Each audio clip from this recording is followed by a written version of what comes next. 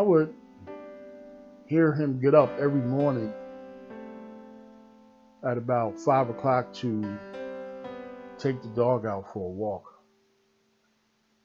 About 30 minutes later, he would come back and I would hear him down in the kitchen making his coffee because he loved coffee. And he was preparing to go to work. I'd hear a horn blow outside and the door opened and, he left. And I knew he was going out to get into the car with his friend Willie. He called him Big Willie. And they were on their way to the shipyard. That's where he worked. And he did that every single morning, like clockwork. There wasn't a day where he took a day off or that I can remember, or he went on vacation or he had a sick day. He did that every single day, like clockwork. And little did I know, he was instilling a work ethic in me without even opening up his mouth. Because I heard it every day, every single day of my life that I lived in that house with him. He would come home every night, like clockwork, at approximately 6 o'clock. And he wanted his dinner on the table. Most importantly, you better had some bread in the house, because if there was no bread in that cupboard, he went nuts. First thing he did when he walked in that kitchen was looked in that cabinet to see if there was a loaf of bread up there. And if my mother didn't have a loaf of bread ready for him, he went nuts. And so 98% of the time there was a loaf of bread in that cabinet, because he ate bread with every meal that my mother prepared for him. He would regale us with stories about what happened at the shipyard that day, because, that was his thing. That was the thing that gave him joy. That was the thing that gave him peace. And you can tell, because there was so much joy in his, in his speech and his laughter and his eyes when he talked about being with his gang at the shipyard. At the time, there wasn't a whole lot of African American men working at the shipyard, but in his gang, he was a supervisor, and they called them gangs in the shipyard. He was the guy. He was that guy. He was the boss. He was the supervisor, and that's what gave him joy. And it seemed as if when he stopped telling those stories and kind of settled down into the reality of being in our house, his whole personality changed. There was no love in his voice. There was no love between his mother, or my mother, and him. He kind of did a Sybil, if you will. At some point they would get into some type of argument about something trivial. My mom would end up storming away from the table, and he would get up and wash the dishes like he did every night. And, we would sit there looking simple, because we heard this almost every night, and we were just like, we didn't know what to do. We were kids. And he would wash the dishes and come back and take his seat at the kitchen table and read his paper.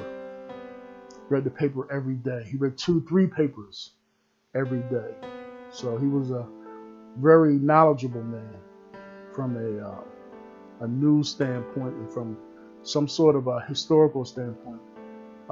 Educationally, he didn't have a lot of formal education. But in terms of knowing what was going on in the world based on what he read in the newspaper, he can go toe to toe with you. There were times when he was bitter. most often, jealous of the relationship that my mother had with us. Jealous of the fact that she gave us more love than she gave him.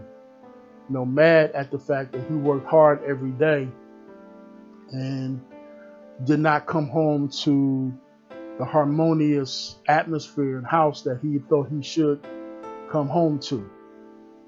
And so there was a lot of back and forth between those two adults about money, about the relationship, about a multitude of things, most of which we had no clue of what was really going on, but we knew there was tension in the air, and it created a cloud in the house.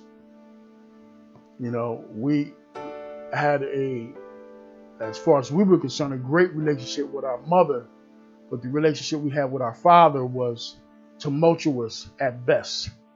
And as I look back on that, being a grown man now and having a better understanding of what that was all about, a lot of that had to do with the fact that, my mom wanted us to love her more than she wanted us to love him.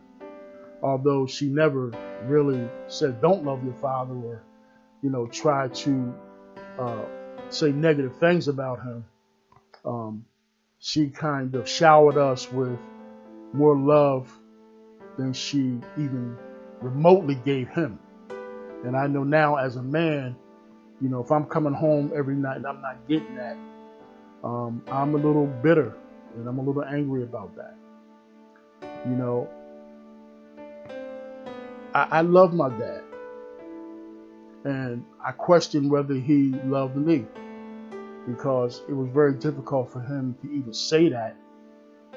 Difficult for me to say it to him as well, but more importantly, for him to show his affection was even that much more difficult. I wanted, we didn't have that, let's go outside and throw the baseball or throw the football or shoot some hoops kind of relationship. We didn't have that relationship. My dad never did that with me. And I played sports a lot, and particularly basketball. And what I was most bitter with him about was the fact that he never came to see me play basketball.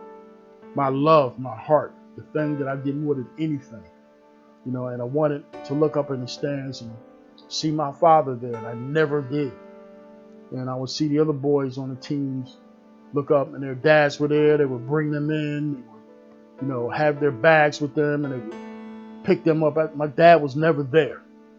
And I was so angry and bitter about that it truly affected, our relationship.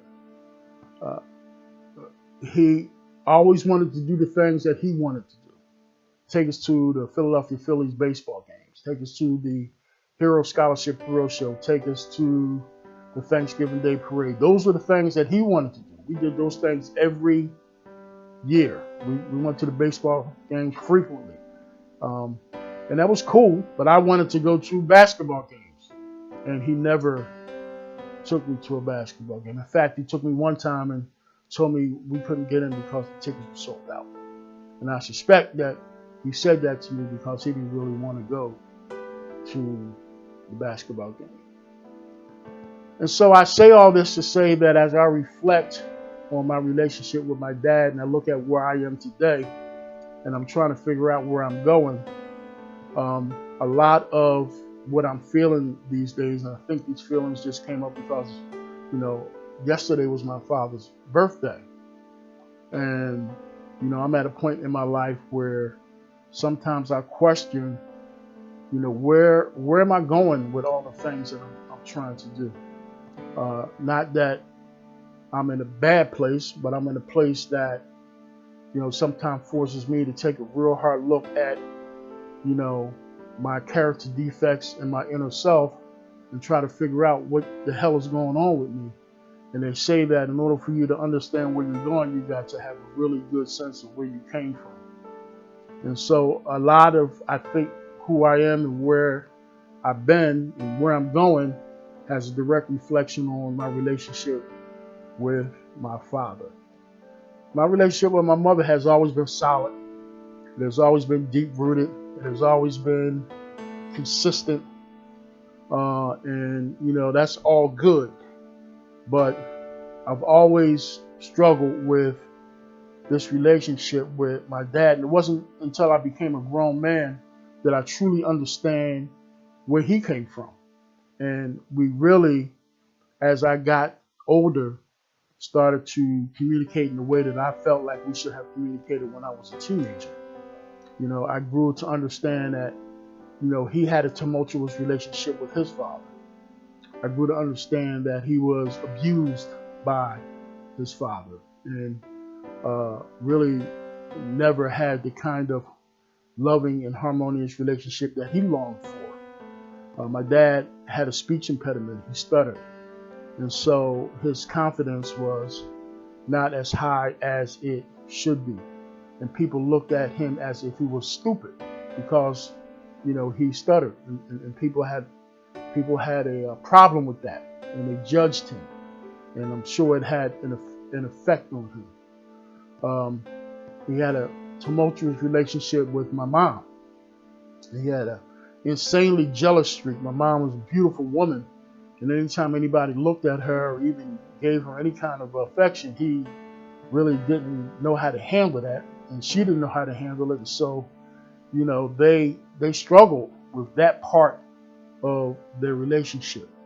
They struggled with the money matters in our household regarding their relationship. They struggled with the fact that she gave us more affection than she gave him. And as a man, I know when you work hard every day, you come home and you want some love from your wife. And my dad wasn't getting that.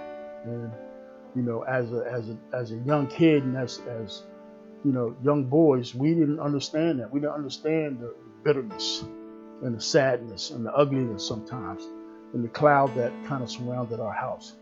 But once I became a man and I went through my own personal experiences, I began to understand and realize who he was and what kind of man he turned out to be based on his past.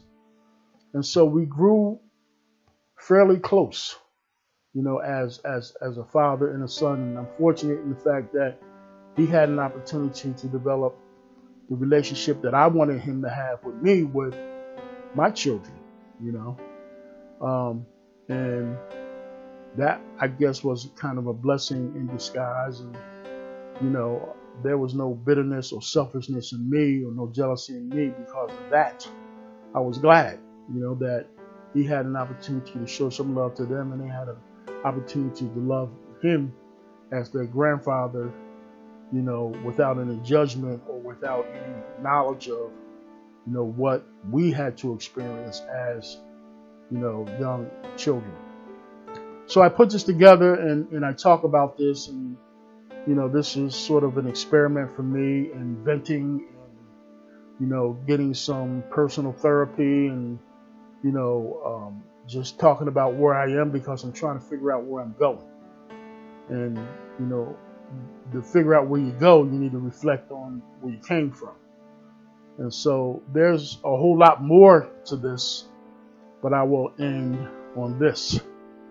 I only hope that my sons, will do a reflection and look at where they are now in their life, where they're going, and then base that on the type of relationship or non-relationship, if you will, that they had with me.